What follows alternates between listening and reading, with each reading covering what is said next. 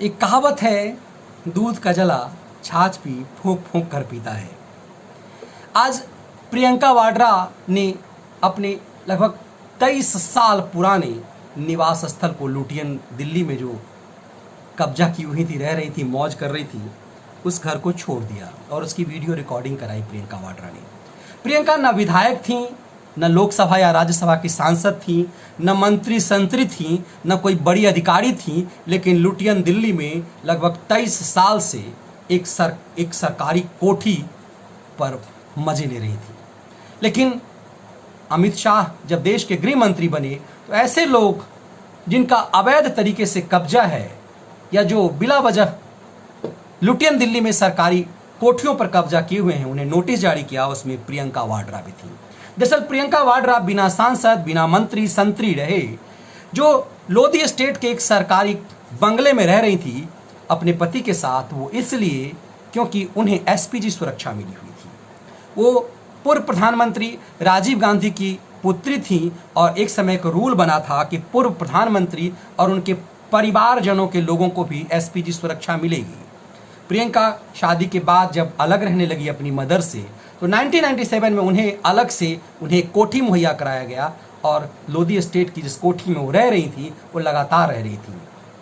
कोई सोच भी नहीं सकता था कि उनको भी उस कोठी से हटा दिया जाएगा।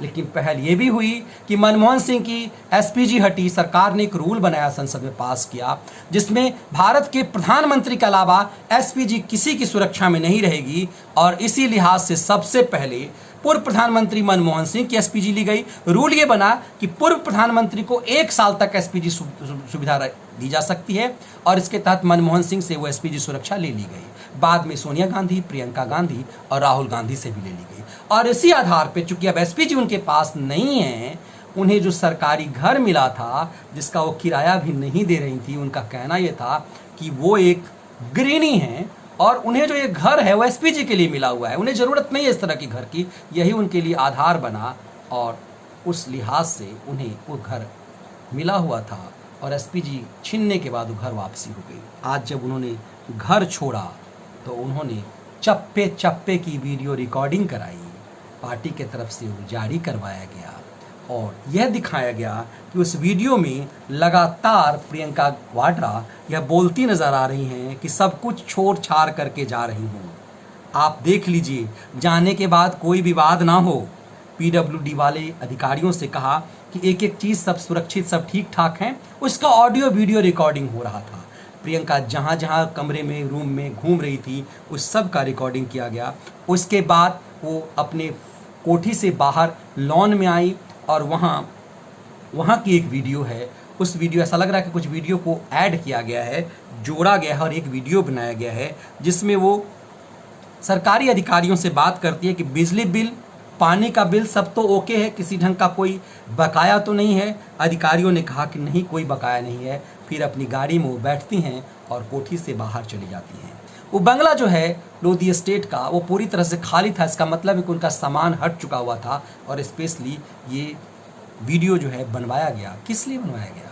आपको याद होगा कि मुलायम सिंह के पुत्र अखिलेश यादव, पूर्व मुख्यमंत्री उत्तर प्रदेश, जब सरकारी बंगला नहीं छोड़ रहे थे, सरकारी बंगला जब उन्हें छोड़ने को मजबूर किया गया, चूंकि उसमें सीएम अब रहते, तो उनके ऊपर यह आरोप लगा कि उन्होंने जो निर्माण कराया था, उन्होंने नल के टोंटी तक निकाल लिए थे और पूरे बंगला में बड़े पैमाने पे तोड़ फोड़ हुआ था। उन्होंने स्विमिंग पूल बनाए थे। कई उनका कहना था कि हमने जो खर्चे करे थे वो हमने निकाले थे। उसके बाद सोशल मीडिया पर उनके लिए टोटी चोर जैसे शब्द का इस्तेमाल किया जाने लगा। इसी ढंग से आरोप पप्पू यादव पे भी लगा, लेकिन सबसे ज़्यादा जो सुर्खियों में रहा वो मुलायम पुत्र अखिलेश रहे, टोटी चोर के लिए। को इसी ढंग का आरोप सोशल मीडिया पर प्रियंका वाड्रा के लिए ना लगे, इसलिए प्रियंका ने पूरी वीडियो रिकॉर्डिंग कराई और इसे जारी किया गया।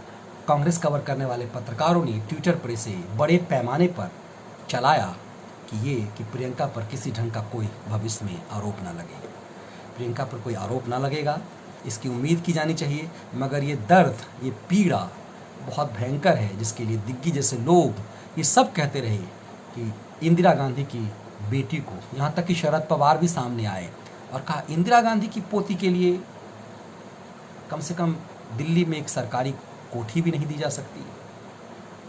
ऐसे ऐसे कई लोग हैं, देश के कई प्रधानमंत्री ही ये पैमाना है तो हर प्रधानमंत्री के लिए चीज़ें कही जानी चाहिए थी। यदि नेहरू की परनाती के लिए ही ये पैमाना है तो गांधी से लेकर के, सुभाष से लेकर के, राजेंद्र प्रसाद से लेकर के, शास्त्री से लेकर के हर स्वतंत्रता सेनानी, प्रभावशाली नेताओं के बच्चों के लिए भी दया दिखानी चाहिए, या सिर्फ गांधी नेहरू परिवार के लिए। अच्छा ये है कि सरकार ने सख्ती सिर्फ कागज़ों पे नहीं, अमल भी किया है कि एसपीजी की सुरक्षा हटाई गई और सरकारी कोठी पे जो रूल है उसके रूप में काम चल रहा है। देश में कानून का राज दिख रहा है, ये बेहतर है। अच्छा ये भी है कि प्रियंका बेदाग अपने कमरे से बाहर कम से कम निकली है। धन्यवाद।